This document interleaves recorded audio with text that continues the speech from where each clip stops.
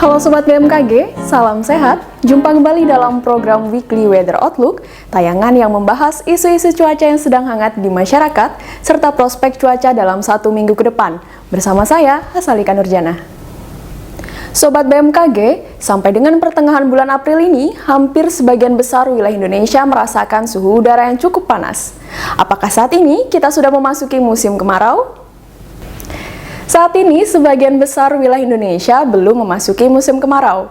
Kalau kita perhatikan pada peta perkembangan awal musim kemarau berikut, wilayah yang sudah memasuki musim kemarau ditandai dengan warna coklat, yaitu pada wilayah Aceh, kemudian sebagian kecil wilayah Nusa Tenggara Timur, Sulawesi Selatan, Sulawesi Utara, Maluku, Papua, dan Papua Barat.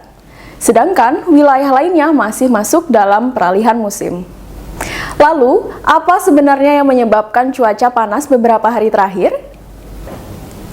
Beberapa hari terakhir di sejumlah wilayah di Indonesia merasakan suhu udara yang cukup panas. Suhu udara maksimum dari awal April sampai dengan tanggal 27 April 2021 rata-rata mencapai 35 derajat Celcius.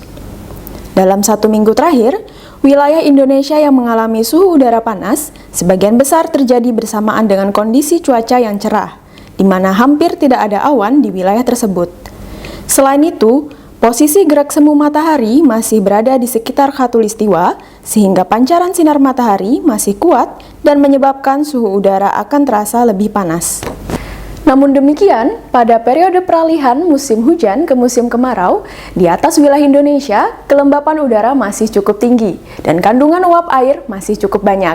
Sehingga, potensi pertumbuhan awan-awan konvektif atau awan-awan yang tumbuh akibat proses pemanasan masih cukup tinggi.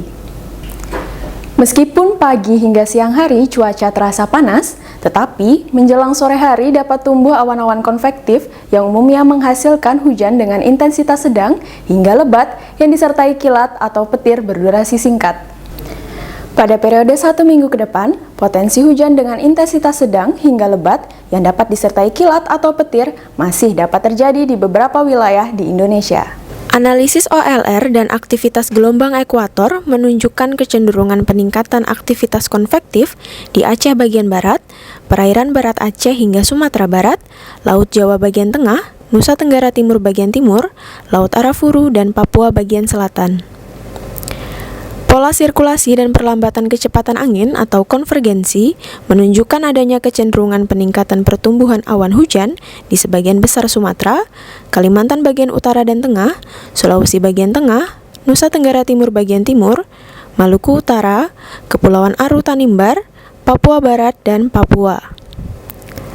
Hasil analisis kondisi lokal atau mikro menunjukkan adanya kecenderungan peningkatan aktivitas konvektif akibat kondisi labilitas yang kuat di Aceh, Sumatera Utara, Riau, Jambi, Sumatera Selatan, Lampung, Banten, Jawa Barat, Nusa Tenggara Barat, Kalimantan Barat, Kalimantan Tengah, Kalimantan Utara, Gorontalo, Sulawesi Tengah, Sulawesi Selatan, Sulawesi Tenggara, Papua Barat, dan Papua. Berikut prospek cuaca sepekan ke depan.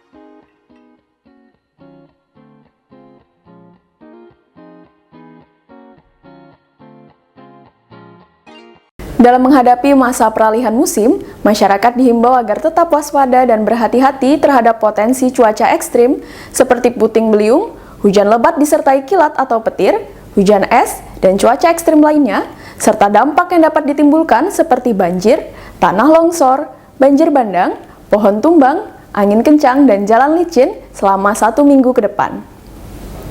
Demikianlah Sobat informasi yang dapat kami sampaikan, semoga bermanfaat bagi Sobat semua. Kondisi cuaca dapat berubah kapan saja, oleh karena itu kami himbau Sobat untuk selalu memperbarui informasi cuaca, iklim, dan gempa bumi melalui laman www.bmkg.go.id atau melalui kanal media sosial resmi BMKG @info-bmkg di Twitter, Instagram, Facebook, maupun YouTube. Sobat juga dapat mengunduh aplikasi Info BMKG yang tersedia di App Store maupun Play Store.